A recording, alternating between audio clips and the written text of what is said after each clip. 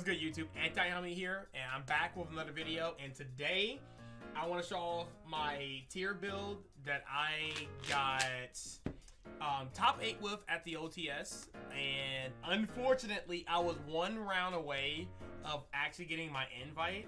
It will be my first time ever getting my invite in Yu-Gi-Oh! History. So we're on the come up, right? We're on the come up. Finally actually making really good results, making waves. Again, I got fourth place or third place at a case tournament. So I know I can definitely do it. But yeah, did it again with tier. And unfortunately, this might be my last deck profile of tier. I love this deck for sure. But in the very last round, I lost to myself, which sucks, right? So I summoned Diviner. And I kid you not, I milled off of a Guido 5 blinks. I milled all 3 of my field spells, a Happy and like Mothman. And I was like, okay. And I also opened Malicious, Rhino-Heart, Tear, Cash, Solic in my hand. And I was like, oh, there's no way. My hand was like crazy, like mill a Rhino-Heart, mill anything that had a tier name on it, I was like playing. So I was like, all right, whatever. So my next push was the Tear Cash banished Rhino-Heart from the hand. And yeah, it literally hit another Mally, which cool because I had Mally in the hand. It hit Mseti and Sarcophagus or something like that. It's either Sarcophagus or Fool's Burial Goods. And I was sick, bro. I was sick and I lost to that. So I had to make an SP Little Knight Pass versus Rescue Ace, and he destroyed me. So that was my last round. And yeah, I went first, and that's what happened. It was just so funny because that's like an auto win versus most decks. Like, it was crazy. But anyway, let's go ahead and get into the deck profile. So, I'll make it quick. First, I played a triple Rhino-Heart. I feel like, again, very standard. I like to mill this card. Not only you open it as a great normal summon, but it's also very, very good to mill. The triple Tier Cash. And then, of course, the one-ofs. Very all self-explanatory. Going back into the tier stuff, we are playing 3 planets. Pretty mandatory. 2 Screams, you can play 2 or 3s, up to you. 1 Truma Karma, 1 Meta Noise, and 2 Solix. I had no issue with this particular package at all, so all was very good, all was very clean. If I ever play this deck again, I feel like these would be like the tier cards I will play in this deck. Next, I played, of course, the Millers and the Shufflers. They're actually need to be banned. They're really broken.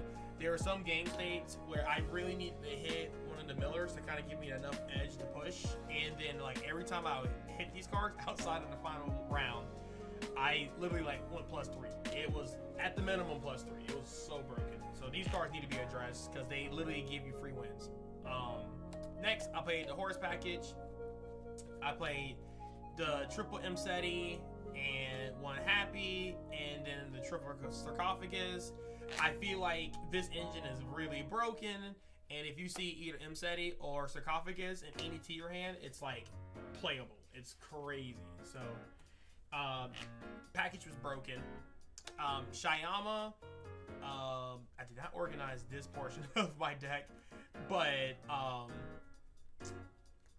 the like level 6 package, I played 2 Mallies and 1 Shyama. I wanted to play a Denier, but for some reason I thought I owned one and I did not. So I had to submit my deck list with only like 2 Mallies, but I rather had Shyama.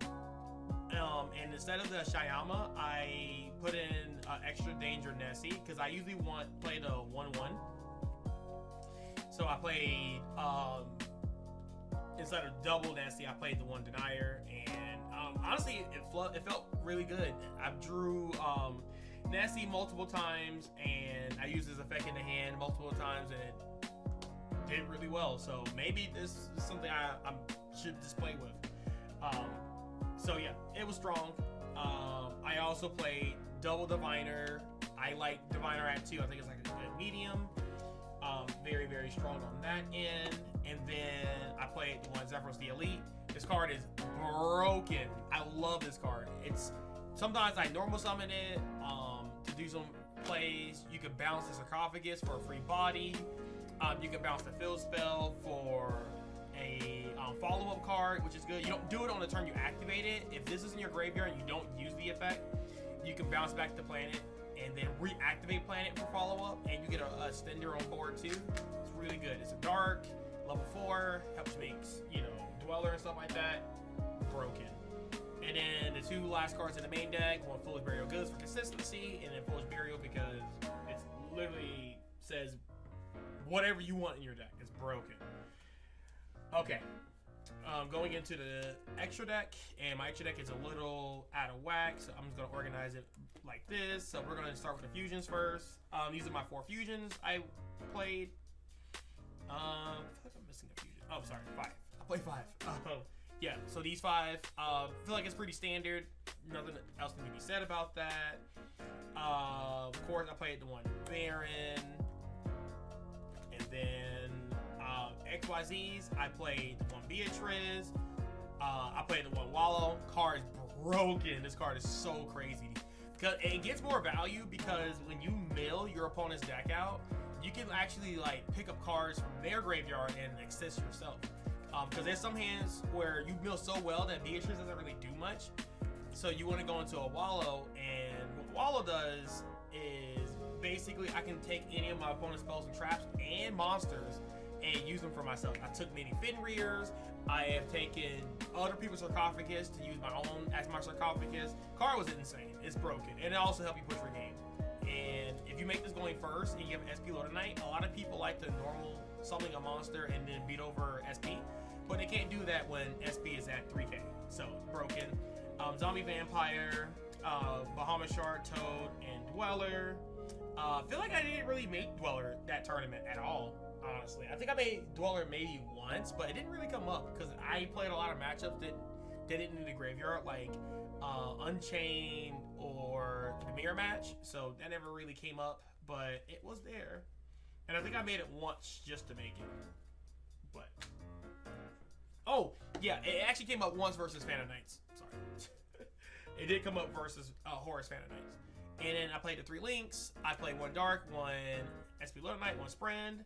All came up in their own crazy situations, but SP is broken. So yeah.